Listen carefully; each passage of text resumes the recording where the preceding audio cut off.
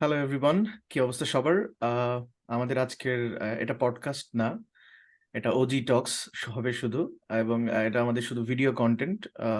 পডকাস্টে যেমন আমরা অনেক উম, মানে ক্যাজুয়াল একটা আড্ডা দিই, আমরা এখানে সেটা করব না। আমরা এখানে খুব দ্রুত এবং শর্ট সময়ের ভিতরে আমরা রাজনৈতিক যে প্রেক্ষাপটগুলো এবং সোশিও পলিটিক্যাল স্ট্রাকচার বাংলাদেশের, এবং এই মুহূর্তে যেহেতু আমাদের সামনে নির্বাচন এবং রাজনৈতিক অস্থিরতা চলতেছে, সো সেই কারণে আমি এবং Shafi decided to start this show, যে আমরা হুম বিভিন্ন পলিটিক্যাল যে ঘটনাগুলো সেগুলো আমরা কোনোভাবে বায়াসড না হয়ে স্ট্র্যাটেজিক এবং অ্যানালিটিক্স নিয়ে আমরা আলোচনা করব। সো শাফি, প্রথমে কি দিয়ে শুরু করা যায়? না এখন তো মানে ফার্স্ট অফ অল যে আমরা খুব একটা ইম্পর্টেন্ট টাইমে জিনিসটা শুরু করতেছি, বিকজ আই ফিল লাইক আমাদের যে এখন সার্কামস্টান্সেস এটা এটা হিস্টোরিক্যালি অনেক রেলেভেন্ট। অ্যান্ড এখন একটা খুবই দরকার, স্পেশালি আমাদের ইয়াং জেনারেশনের একটা আনবায়াসড পার্সপেক্টিভ নিয়ে কথাবার্তা বলা খুবই ইম্পর্টেন্ট। স্পেশালি মানে একটা পলিটিক্যাল অ্যানালিটিক্যাল আর মানে মানে পলিটিক্যাল অ্যানালিসিস, তারপর মানে একটা like I said unbiased objective view থেকে জিনিসপত্র বোঝা, এটা নিয়ে কথাবার্তা বলা খুবই ইম্পর্টেন্ট, স্পেশালি আমাদের ইউথের অ্যাওয়ারনেসটা বাড়ানোর জন্য। সো ওই জিনিসটা আমরা যেটা শুরু করতে সেটা অনেক টাইমলি আর কি, ওই দিক দিয়ে চিন্তা করি। And of course the first thing on my mind is election. আমাদের আসলে ইলেকশন কি হবে, মানে আসলেই কি তোর মানে is the election going to be free and fair? এখন শুধু Awami League free and fair বললে হবে না, সবগুলো পলিটিক্যাল পার্টি এবং জনতা কি ফ্রি অ্যান্ড ফেয়ার হিসেবে কনসিডার করে নাকি ওই স্ট্যান্ডার্ডস মেনটেন করতে, ওই স্ট্যান্ডার্ডস মেনটেন করা অবস্থায় ফ্রি অ্যান্ড ফেয়ার হবে না কি, এটা নিয়ে আই এম নট শিওর। কেউ জানেন না আসলে, সবাই একটা ডিফারেন্ট সিচুয়েশনে একটা মধ্যে আছে। এই ধরনের সিচুয়েশন অনেকদিন ধরে হয় নাই। অ্যান্ড ইউনো, এটা নিয়ে তোর ববি হাজাজ ভাইও বলছিল যে এখন টাইমটা ডিফারেন্ট, বিকজ এখন American foreign policy is more directly involved with Bangladeshi politics. So আমি অনেক অ্যাপ্রিহেনশনের মধ্যে আছি। আমিও I don't know where this is going, but আমরা দেয়ার আর আমরা other things that are happening আর কি। হ্যাঁ, হ্যাপেনিং। সো আমরা এই বর্তমান রাজনৈতিক যে অস্থিরতা চলতেছে এবং সামনে নির্বাচন, সো এটার আলোকে আমরা কয়েকটা টপিকে আলোচনা করি। সেটার আমি একটু হেডস আপ দিয়ে রাখি। সেটা হচ্ছে আমরা প্রথমে উই ক্যান টক অ্যাবাউট যে আমেরিকার সেক্রেটারি অফ স্টেট এবং সেক্রেটারি অফ ডিফেন্স রিসেন্টলি যে ইন্ডিয়া আসলো গত সপ্তাহেই, এবং 2+2 মিনিস্ট্রিয়াল ডায়ালগ হয়েছে আমেরিকা এবং ভারতের ভিতরে। সো এই মিটিংয়ে বাংলাদেশ কিভাবে ম্যাটার করছে এবং বাংলাদেশের যে বর্তমান রাজনৈতিক প্রেক্ষাপটগুলো সেটা কিভাবে আলোচনা হতে পারে এবং কি ধরনের সমঝোতা সেখানে হতে পারে সেই বিষয়ে আলোচনা করব। সেকেন্ড, আমরা হয়তো যে আলোচনা করতে পারি যে জাতীয় পার্টি বাংলাদেশের তৃতীয় বৃহত্তম রাজনৈতিক দল হিসেবে বিবেচিত, বাট যদিও লাস্ট 2 টাইমস অপোজিশনে ছিল। সো জাতীয় পার্টির সাথে জাতীয় পার্টির পলিটিক্যাল স্ট্যান্ডটা, জাতীয় পার্টি কোন দিকে কোন রাজনৈতিক দলের সাথে কখন কিভাবে অ্যালায়েন্স করে, সেটা কিভাবে রাজনীতিকে বা বর্তমান পরিস্থিতিকেও ইনফ্লুয়েন্স করবে সেই টপিকে আলোচনা করতে পারি। এবং হুম। থার্ড, আমরা পলিটিক্যাল যে সলিউশন গুলা, মানে এই ধরনের সিচুয়েশনে পৃথিবীর বিভিন্ন সময়ে, যদিও এরকম ঘটনা ইউনিক ঘটনা বাংলাদেশেরটা অনেকটা, এরকম সময়ে কি ধরনের সলিউশন বা মেকানিজম কাজ করতে পারে। সো ফার্স্টে আমরা Right. Shafi, let's talk about America এবং ইন্ডিয়ার ভিতরে যে ডায়ালগটা হলো হুম প্রতিরক্ষা এবং ফরেন মিনিস্ট্রির সাথে, দুইটা হুম হুম। ডিপার্টমেন্টের সাথে। সো এটা নিয়ে একটু যদি ব্রিফ করতিস। সো হোয়াট ইউ না থিঙ্ক? এখন যেটা আমি যতটুকু পড়ছি এটা নিয়ে আমার মানে আমি যতটুকু শুনলাম, আর এটা নিয়ে কিন্তু মিডিয়া খুব একটা হাইলাইটও করে নাই, যেটা বুঝলাম ইন্টারন্যাশনাল মিডিয়া এটা নিয়ে আমি খুব একটা নিউজ টিউজ আসে নাই। বাট 2+2 মিটিং যেটা, যে foreign relations and defence relations, মানে ফরেন মিনিস্টার, ডিফেন্স মিনিস্টার আর two of the most important মানে পোর্টফোলিও মিনিস্টার্স আমেরিকার জন্য for any kind of external relations, specially একটা ইন্ডিয়ার মতো দেশে। সো তুমি যদি 2+2 মিনিস্টারিয়াল মিটিং যদি করো, মানে যে দুইটাই সবচেয়ে ইম্পর্টেন্ট মিনিস্টার তুমি পাঠাতে পারো, এটা হচ্ছে ডিফেন্স আর ফরেন অ্যাফেয়ার্স। সো এটা মোটামুটি সত্যি যে এটা অনেক এটা আমরা মোটামুটি কনফিডেন্টলি অ্যাসিউম করতে পারি যেটা অনেক ইম্পর্টেন্ট আর একটা স্ট্র্যাটেজিক মিটিং ছিল। এখন এই মিটিংটা নিয়ে অনেক কোয়েশ্চেন্স আসতে পারে। একটা কোয়েশ্চেন হতে পারে যে ওয়াই নাও, এখনই কেন হয়েছে, আর মানে আর এখন হওয়ার মেইন কারণটা কি। হ্যাঁ, এটা অনেক রিজনই হতে পারে, Israel, China, what ever issues. And আরেকটা কোয়েশ্চেন হচ্ছে যে যদি অন্য জেনারেল ডিসকাশন নিয়ে হইতে, জেনারেল স্ট্র্যাটেজিক ডিসকাশনে মিটিংটা হয়, বাংলাদেশ নিয়ে টপিকটা আসছে নাকি আছে না। আমার মনে হয় Bangladesh was definitely on the agenda, because বাংলাদেশের ইলেকশন হবে, কিভাবে হবে, না হবে, আওয়ামী লীগ কতটুকু ছাড় দিবে ইন টার্মস অফ মানে একটা কেয়ারটেকার বা একটা নিউট্রাল পার্টি এসে ওভারসি করার জন্য ইলেকশন, এটা মোটামুটি ডিপেন্ড করে I would say to a large extent ইন্ডিয়ার ব্যাকআপ আর সাপোর্ট।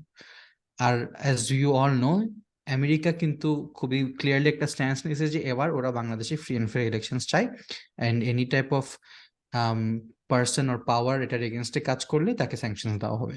সো এখন আই থিঙ্ক আবার এদিক দিয়ে আমেরিকার India allies, so I am pretty sure that other one of the discussions of their conversation, one of the topics of their conversation was যে বাংলাদেশে election নিয়ে।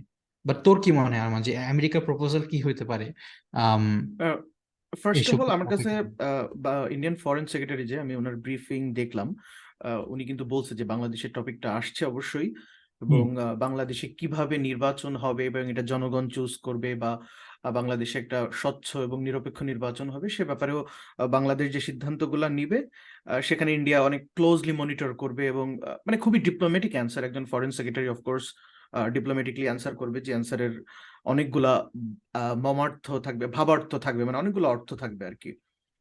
সো আমার কাছে যেটা মনে হয় যে এটা বাংলাদেশ ইস্যুটা অনেক ইম্পর্টেন্ট ছিল, বিকজ ইন্ডিয়ার neighbour country first of all আমরা, এবং আমেরিকা অলরেডি বাংলাদেশের নির্বাচন ইস্যুতে প্রচন্ড ভাবে জড়িত আর কি। ইভেন আমেরিকার যে আমাদের রাষ্ট্রদূত বাংলাদেশে পিটার হাস, উনি কিন্তু ফ্লাই করে ঠিক আই থিঙ্ক দ্য মিনিস্ট্রিয়াল ডায়ালগের একদিন আগে আর কি, উনি ইন্ডিয়াতে ফ্লাই করে।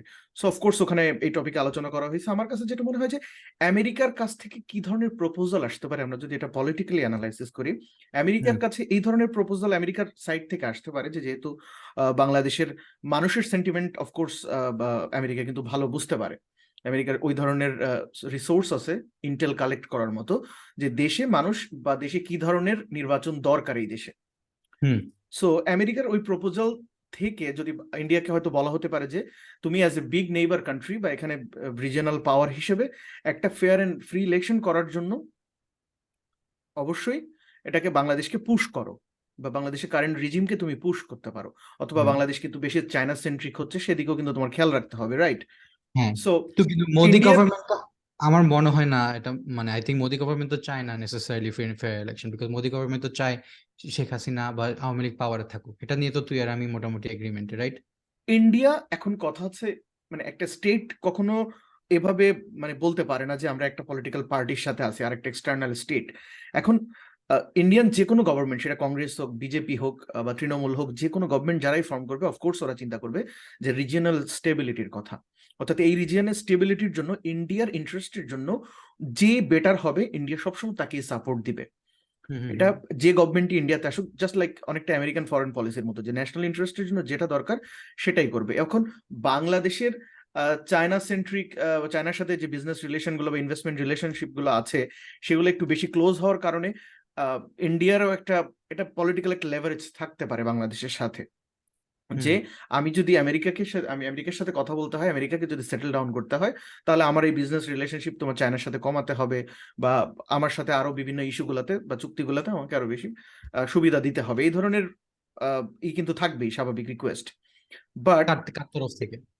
ইন্ডিয়ার তরফ থেকে বাংলাদেশের সাথে একটা লেভারেজ আছে, সো ইন্ডিয়া অবশ্যই চাইবে বাংলাদেশে কারেন্ট রিজিম বা আমি বলবো ইভেন যারা অপোজিশনে আছে তাদের সাথেও সবসময় নেইবার কান্ট্রিগুলা পলিটিক্যাল এই ধরনের সিচুয়েশনে অলওয়েজ আলোচনায় থাকে, ডায়ালগে থাকে, সেটি মানে তোর পাবলিকলি হোক অথবা ইন্টারনালি হোক।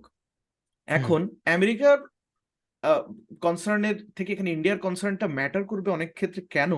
বিকজ আমেরিকার এই ইস্যুতে আমেরিকা যতটা ইনভলভ হতে চায় সেটার জন্য আমেরিকার অবশ্যই ইন্ডিয়াকে দরকার। ডেফিনেটলি।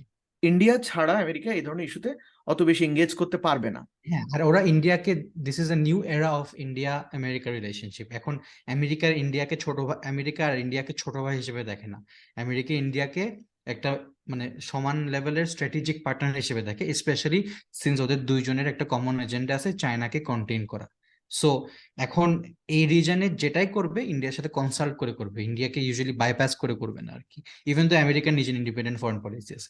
হ্যাঁ, এখন সব বল আমার কি বলতেছে। এখন ইন্ডিয়া এবং এই ভারতের ডায়ালগ থেকে যেটা বোঝা যায় যে ইন্ডিয়া মোটামুটি একটা লিডিং, আই থিঙ্ক, মানে আমার যতটুকু ব্যক্তিগত ভাবে মনে হয়েছে যে ইন্ডিয়া অনেকটা মানে ডিফেন্সিভ মোডে ছিল হয়তো বাংলাদেশ ইস্যুতে, বিকজ ইন্ডিয়ার দক্ষিণ এশিয়াতে আর তেমন কোনো ট্রাস্টেড নেইবারও নাই আমরা যদি চিন্তা করি, তাহলে বাংলাদেশ অবশ্যই অনেক ট্রাস্টেড একটা নেইবার ইন্ডিয়ার, এবং ইন্ডিয়া সবসময় চাইবে বাংলাদেশের রাজনীতি ইন্ডিয়া যাকে কন্ট্রোল করতে ইজি হবে বা ম্যাস পপুলেশনকে ইজি হবে, মানে থ্রেট কম, সেক্ষেত্রে ইন্ডিয়া সেই পার্টিকে সবসময় ট্রাই করবে আর কি রিজিমে রাখার জন্য। এখন হুম কথা হচ্ছে যখন আমেরিকা এবং ইন্ডিয়ার ডিপ্লোম্যাটিক লেভেলে এই আলোচনাটা হয়, তখন অবশ্যই এরকম ভেগলি আলোচনা হয় না যে কার কোথায় ইন্টারেস্ট আছে। এটা লং টার্ম যে অ্যানালাইসিস গুলো হয়, সেখানে হুম কিন্তু অনেক কিছু নিয়ে কনভারসেশন হতেই পারে যে দীর্ঘদিন ধরে যদি একটা নির্বাচনের প্রতি সেই দেশের বা সেই রাষ্ট্রের জনগণের সম্পূর্ণ আস্থা না থাকে, এটা লং টার্মে কি ধরনের এফেক্ট ফেলতে পারবে এই রিজিয়নে, নট অনলি বাংলাদেশ বা পুরো এন্টায়ার রিজিয়নে কি ধরনের এফেক্ট ফেলতে পারবে। তারপরে কথা হচ্ছে কি, ইন্ডিয়া এবং আমেরিকা দুজনই ডেমোক্রেসি প্রমোটার, হুম দুইটাই পৃথিবীতে, একটা পৃথিবীর স্ট্রং ডেমোক্রেসি আর একটা পৃথিবীর লার্জেস্ট ডেমোক্রেসি বলা হয়, হুম হুম ফাংশনিং হুম, ডেমোক্রেসি। সো দুইটা ডেমোক্রেটিক অ্যালাই, দুইটা ডেমোক্রেটিক পাওয়ার সেম সাথে, মানে একই টাইমে তারা কি সাপোর্ট করতেছে, সেটাও কিন্তু একটা মেসেজ ম্যাস মানুষের কাছেও এটা পৌঁছায় হুম, যে হুম, একটা রাষ্ট্র আমার দেশের কোন ইস্যুগুলোতে সাপোর্ট করতেছে, সেটা দিয়ে আমি তার পলিটিক্যাল ভিউ বা তার রাষ্ট্র চালানোর ভিউটা কিন্তু বুঝতে পারি। সো হুম। এখানে অনেক কিছু আসলে ক্লিয়ার বা স্পেসিফিক কিছু বলা যাবে না, বাট ঘটনাগুলো আর কি এইভাবে চিন্তা করার যাবে আর কি, যে এইগুলো এগুলো হতে পারে বা এভাবে এভাবে চিন্তা হতে পারে। সেটাই সেটাই না, এখন মানে তুই যেটা বলছো যে লিমিটেশনস আছে, আমরা তো আর জানি না ওদের অ্যাকচুয়ালি এগ্রিমেন্টটা কি হয়েছে, বাট আই থিঙ্ক ফিল্টার ছাড়া কথা বললে আই থিঙ্ক, বিকজ ওরা ডিপ্লোম্যাটিক ল্যাঙ্গুয়েজ ইউজ করবে একজন একজনের সাথে কনভারসেশনে, but at the end of the day আমার মনে হয় না, আমার যায় আসে, আমার আই ডোন্ট আন্ডারস্ট্যান্ড, আমার মনে হয় না যে at the end of the day America আর ইন্ডিয়া অ্যাকচুয়ালি কেয়ার করে বাংলাদেশে ডেমোক্রেসি আসে না কিনা। At the end of the day ওদের কেয়ার করে যে বাংলাদেশের যে মানে বাংলাদেশের যে দেশটা চালাবে ওই দেশের ওই ওই ওই পার্টিটা বা ওই গভর্নমেন্টটা ওদের ইন্টারেস্টের সাথে যায় নাকি।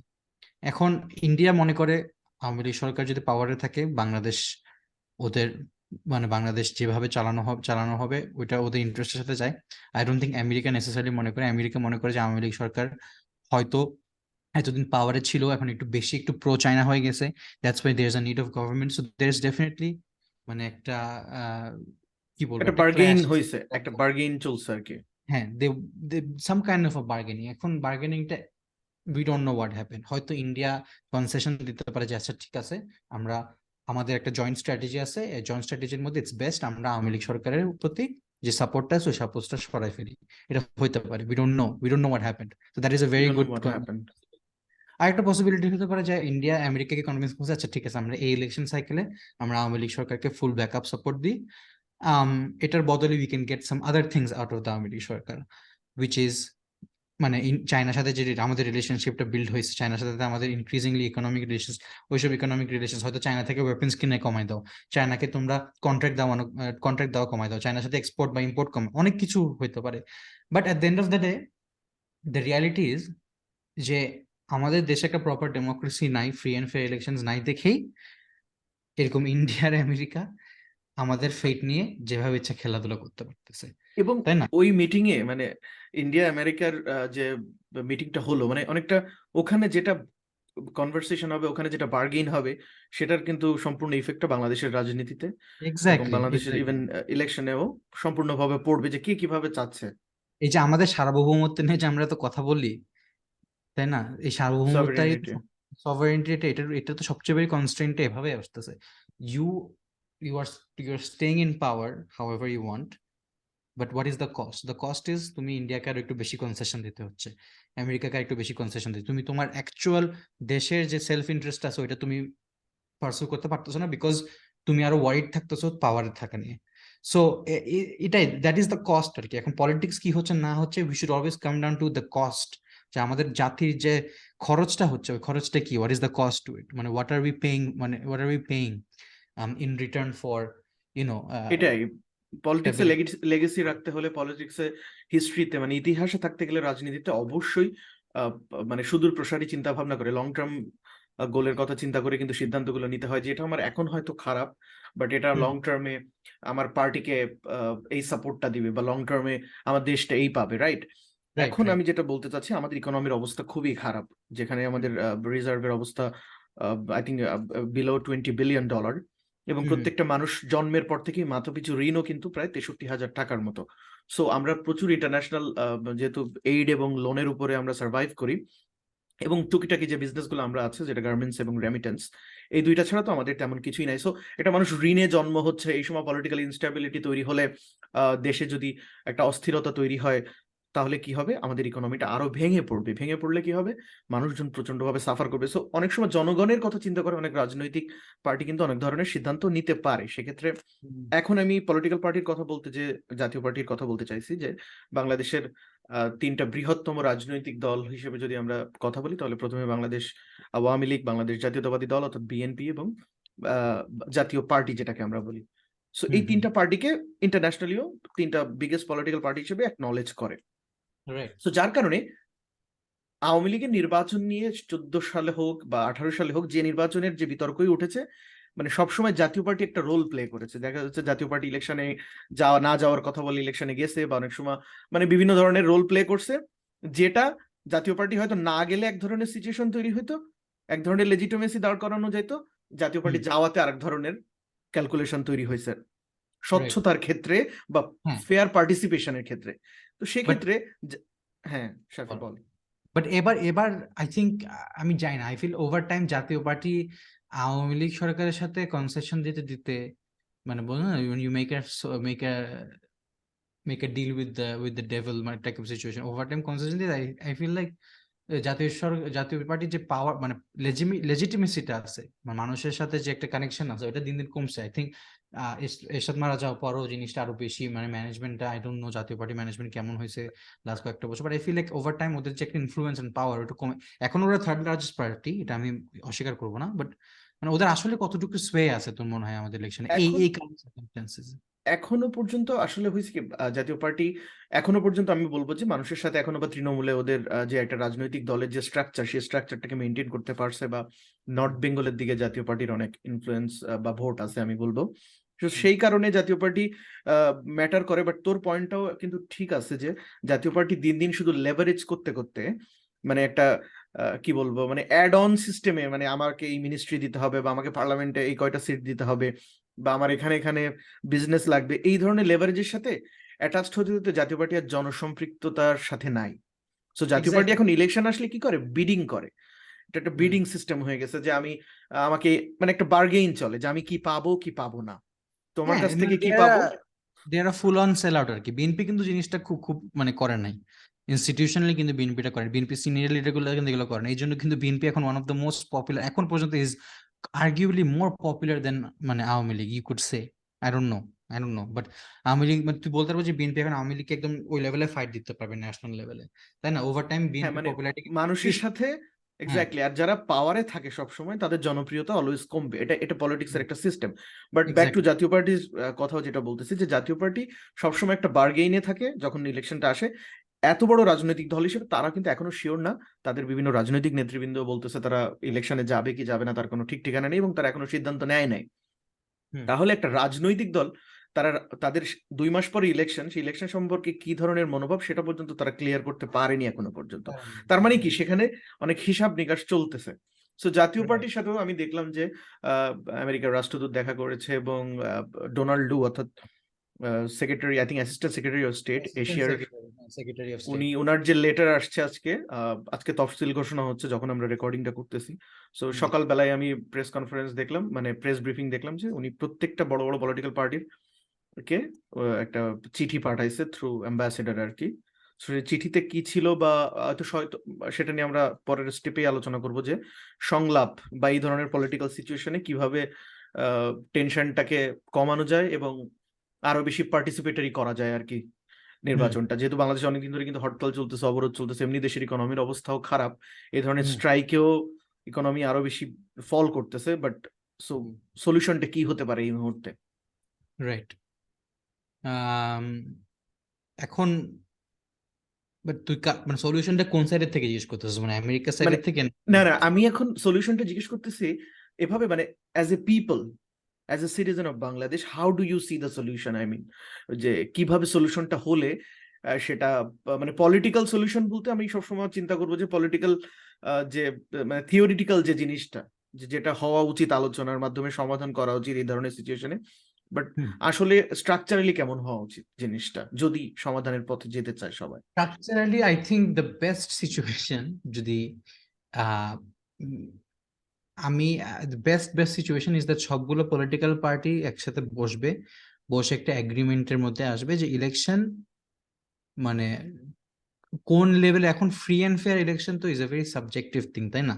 It's free very and fair subjective. Election মালয়েশিয়াতেও ফ্রি অ্যান্ড ফেয়ার ইলেকশন হয় এখন।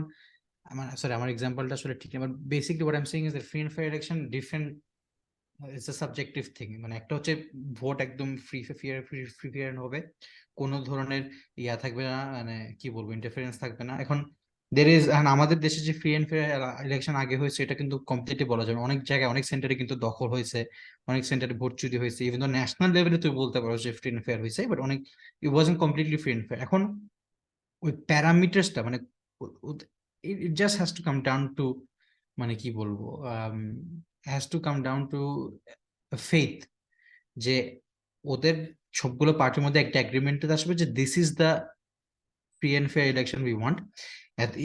এই ধরনের সেট আপ থাকলে আমি মনে করি আমি একটা ইন্ডিপেন্ডেন্ট পার্টি হিসেবে আমি একটা ফেয়ার চান্স পাবো। সো এটা Jatiya Party, BNP, Awami League, they should all believe in that set up. এখন ওয়েদার ওরা একসাথে বসে ওই সেট আপটা এগ্রি করবে না কেটে আমি জানি, সেট আপটা অবভিয়াসলি কারণ ইনভলভ করবে কেয়ারটেকার আমরা গভর্নমেন্ট। যদি চিন্তা আমরা আমরা যদি হ্যাঁ। সাফি আমরা যদি প্র্যাকটিক্যালি চিন্তা করি, বাংলাদেশের বড় দুইটা রাজনৈতিক দল আওয়ামী লীগ এবং বিএনপি, কোনোটাই মানে বিএনপির পক্ষ থেকে যে অভিযোগ, সেই অভিযোগের কারণেই তো আজকে নির্বাচনের স্বচ্ছতা নিয়ে এত প্রশ্ন, তাই না? তাহলে তার মানে বুঝতে হবে কি যে আওয়ামী লীগকে ছাড়াও যেমন বিএনপি নির্বাচন করতে পারবে না, বিএনপি কে ছাড়াও আওয়ামী লীগ নির্বাচন করতে পারবে না, মানে সেই নির্বাচনটা কখনো গ্রহণযোগ্য হবে না, কারণ না, হাফ অফ দ্য পিপল দেশের যারা unsatisfied with the electoral process. Exactly. So এইখানে প্রত্যেকটা দলেরই একটা লেভারেজ আছে কিন্তু, যে একটা free and fair election organize করার জন্য তার ইকুয়াল পার্টিসিপেশন এবং পাওয়ার ব্যালেন্স করার, যেটা কথাটা আমি বলতে চাচ্ছিলাম। ইয়েস, তুই কন্টিনিউ কর, হ্যাঁ।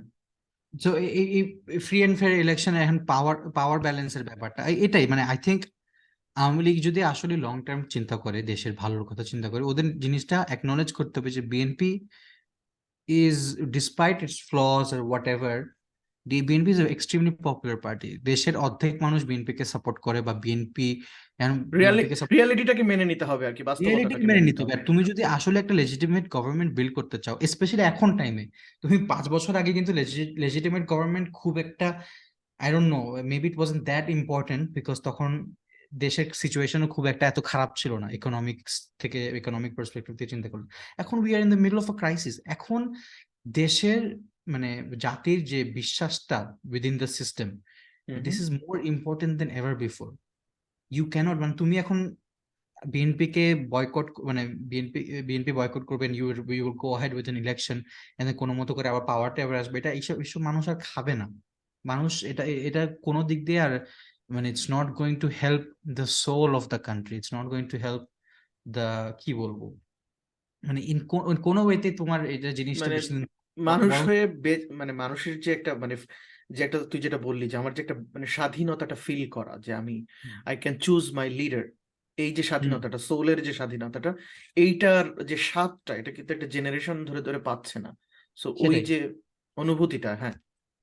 হ্যাঁ, আমার আমার মনে হয় কি জানো, যে আমরা যদি এখন একটা ফ্রি এন্ড ফেয়ার ইলেকশন, যেখানে সবগুলো পলিটিক্যাল পার্টি ইলেকশনের রেজাল্ট একসেপ্ট করে, এন্ড দেন একটা গভর্নমেন্টকে লেজিটিমেট হিসেবে মানে এগ্রি করে, লেজিটিমেট হিসেবে অ্যাকনলেজ করে, লেটস সে ফর ইনস্টেন্স জাতীয় পার্টি আসছে পাওয়ারে, বুঝছো?